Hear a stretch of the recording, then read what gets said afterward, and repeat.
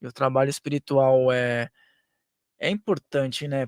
Pô, assim, tem muito médico hoje em dia que é renomado, faz um bom trabalho, eu assim Não, tiro o tem muita gente. chapéu, mas é carente de, às vezes, um contexto de uma pessoa mais espiritualizada num âmbito assim de não de deixar de lado a parte técnica, mas às vezes as pessoas precisam também disso, né? Mas os médicos, eles beiram, mesmo eles estando dentro da ciência, obviamente, no sentido de questionar, com algumas dúvidas, eles percebem que, talvez não chamando de espiritual, mas que a parte emocional, ela é crucial para o processo. Por exemplo, o cara estuda dermatologia, por exemplo, o ato de ter caspa, de outro problema, se você não controla o seu emocional, não tem o que fazer.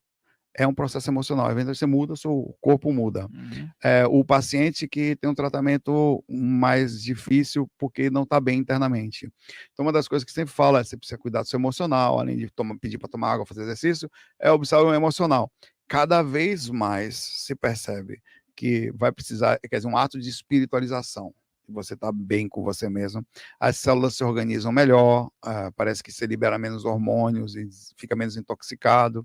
Então, cada vez mais vai se perceber isso, e já é parte, tem matérias dentro da medicina que já é medicina e espiritualidade, é como você vai avisar o paciente que ele está com a situação, como você vai avisar até de uma família em relação a um óbito de carne.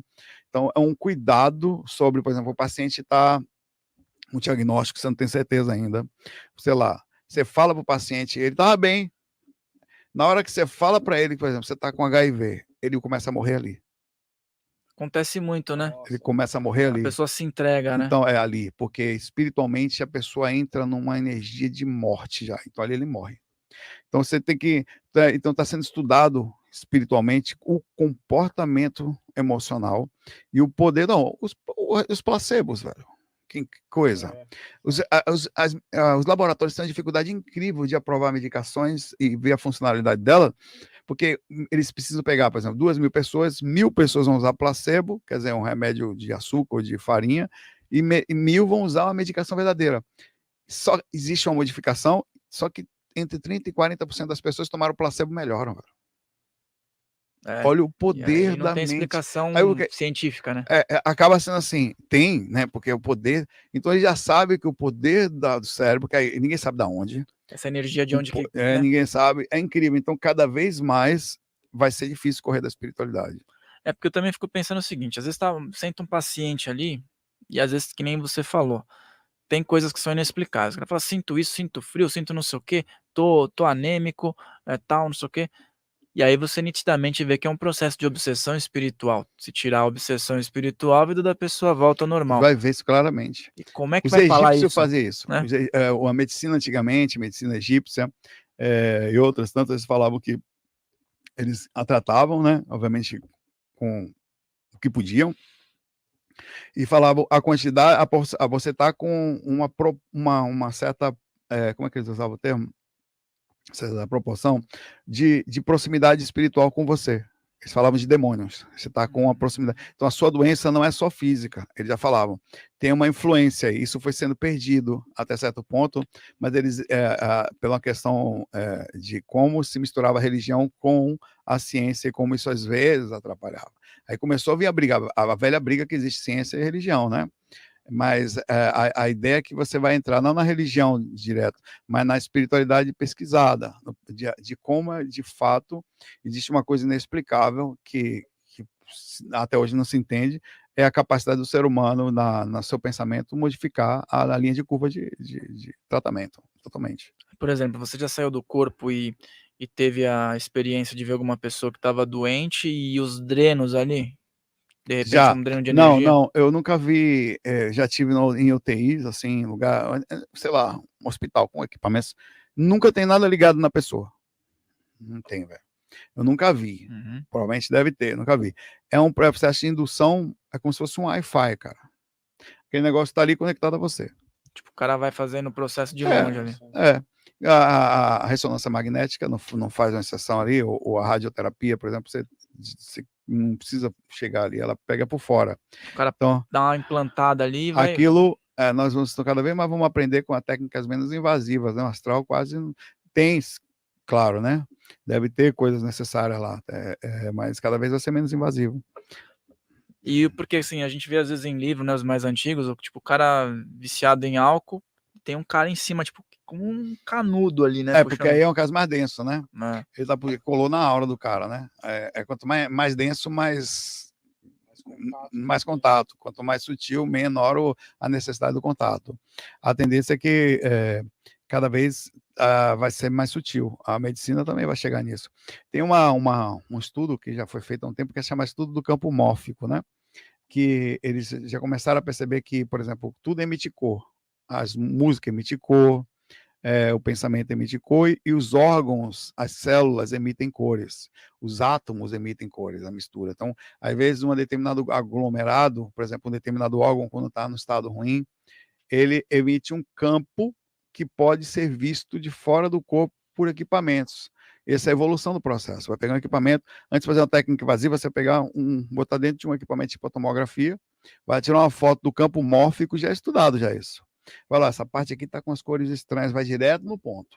A gente vai, em vez de fazer um check-up geral, mexer no corpo inteiro, vai ali já de cara, dali. Naquele ponto para fazer tipo, aí todo o sim, tratamento possível ali. nas técnicas físicas, né, a gente vai evoluir para as técnicas não invasivas, mas por muito tempo ainda vai ter, né? Aí tem biópsia, não sei o que, tal, tem que tirar, tem que abrir, tem catéter, tem um monte de coisa que tem que fazer ainda.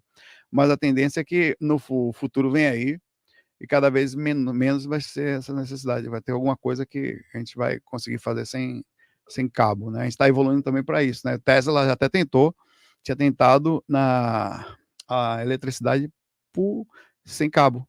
Ia dar certo. Ele não conseguiu terminar. Acabaram com ele. Se você começou um curso, você tem que ir até o final. Não, Parar é triste. Todo mundo que para um curso no meio tem uma frustração, velho. Pô, deveria ter terminado, né? Já que comecei, larguei no meio. Claro, a não sei que você faz. Um exemplo só. Então, aqui é a mesma coisa, é uma faculdade, né? Você vem para cá, tem um objetivo, e você, quando sai muito do corpo, você começa a ficar mais lúcido quanto a isso. Né? Você se acalma um pouco e manda brasa aqui.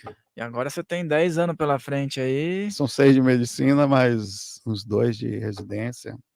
Mas e vai para cima. Motivadão.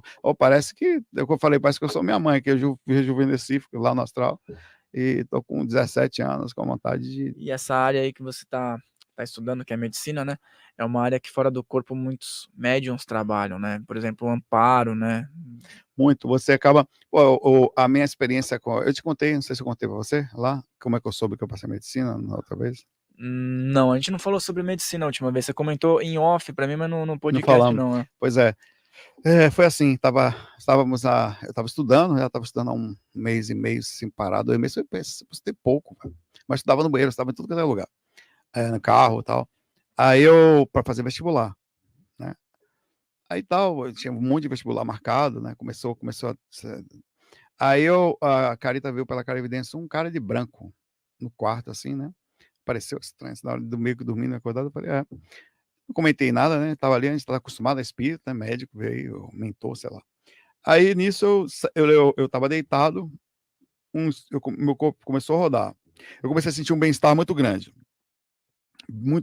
uma sensação orgânica de bem-estar, assim, presença de espírito, eles fazem isso. Né? Você começa a sentir bem-estar, vem aquela sensação de bem-estar, assim, sensação de energia positiva, né?